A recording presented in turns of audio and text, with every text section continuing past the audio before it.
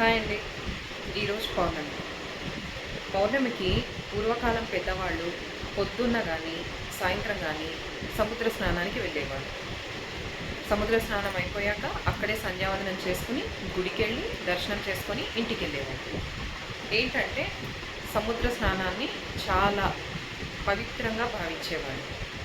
ఇప్పుడు మనకి అంత పౌర్ణమి తిథులకి సముద్ర స్నానం వీలు కాదు కాబట్టి మనం ఇంట్లోనే ఉండి అంత ఎనర్జీని క్యాప్చర్ చేయాలి అంటే ఒక వాటర్ బాటిల్ తీసుకోండి.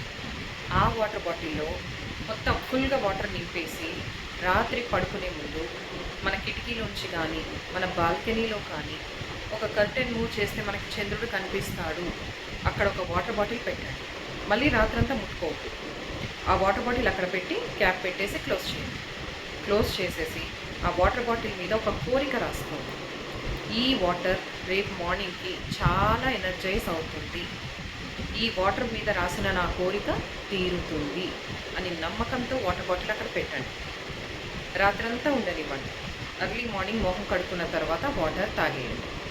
మనకి ఎంత శక్తి వస్తుందంటే మన లోపల దాగున్న సందేహాలు కానీ బాధలు కానీ మనకి తెలియకుండా లోపల ఉన్న కొన్ని ఎలిమెంట్స్ కూడా మటుమాయమైపోతాయి.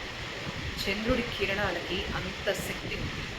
చంద్రుడి కిరణాలు భూమి మీద పడగల టోటల్ ఎనర్జీని క్యాప్చర్ చేసి డైరెక్ట్గా భూమి మీద పడతాయి. అలాంటప్పుడు ఒక వాటర్ బాటిల్ ఎనర్జైజ్ అవ్వడంలో సందేహం ఏమీ లేదు.